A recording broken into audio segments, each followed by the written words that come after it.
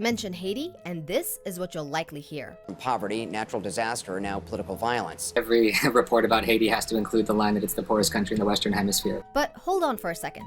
Something's missing in this conversation, right? We need to be all thinking about the relationship of what we're calling poverty in Haiti and the relation to the richness of the rest of the world. And how did the rest of the world get so rich? Let's start with France.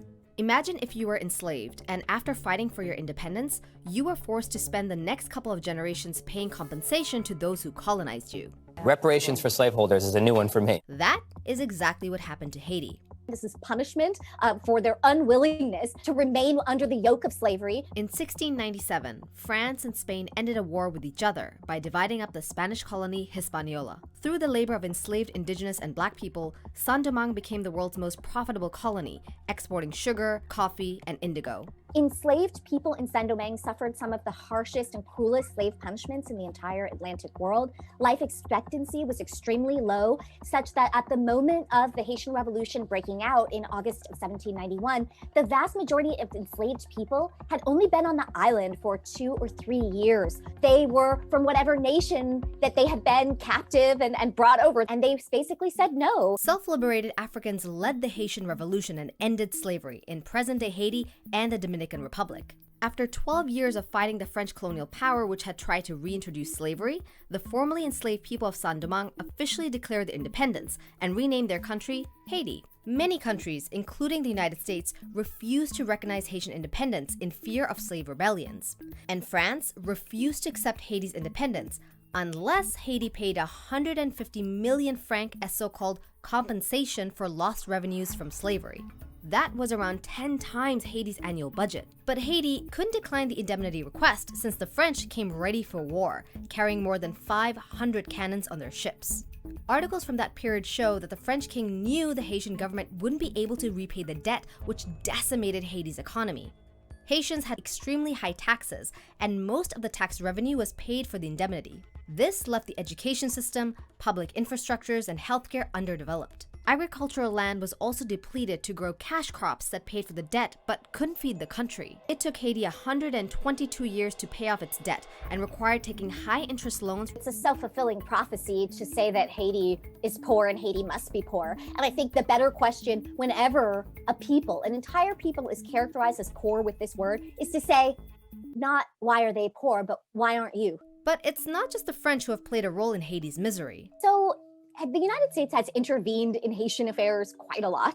President Moïse's assassination in 2021 left some Haitian officials calling for U.S. intervention, but not everyone agrees. The only way that that could ever even have a fruitful outcome would be if it was because they were in dialogue with the Haitian people for the first time, because that is not what usually happens. That's not what happens at all. They dialogue with the people claiming power, and some negotiation is struck between those vying for power and the United States government. There's a lot of people saying, no, we don't want the United States to come and intervene again, because this is, again, a repetition of history. The history that Professor Doubt is talking about involves the United States' 19-year occupation of Haiti, an occupation that killed thousands of Haitians.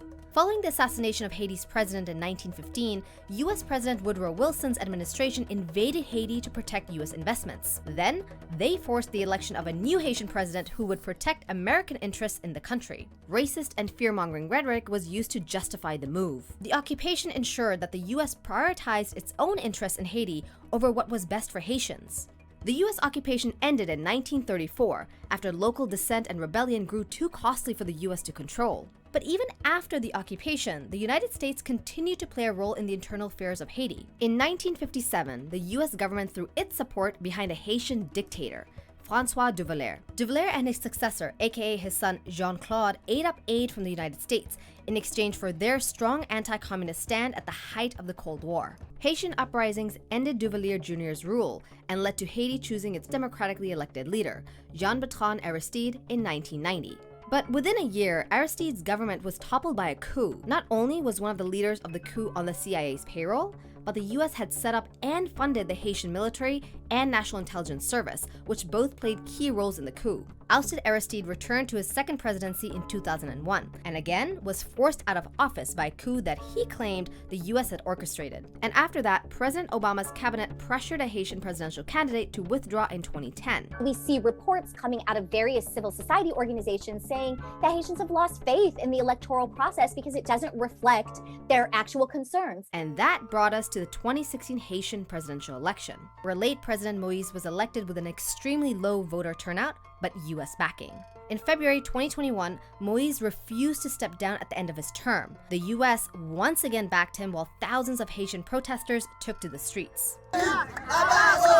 Many Haitians are saying, we want to try actual Haitian democracy, where the Haitian people, not just the elite and the bourgeoisie and the business interests, get to have a say and determine the direction and future of the country. It's clear that Haiti's poverty and political instability has long been influenced and shaped by foreign players. So, knowing this, where does Haiti go from here? We have never been able to see what could happen in this particular Black country without meddling and interference. We should try something new in the United States, and that is back off and back away and let the Haitian people determine their own future.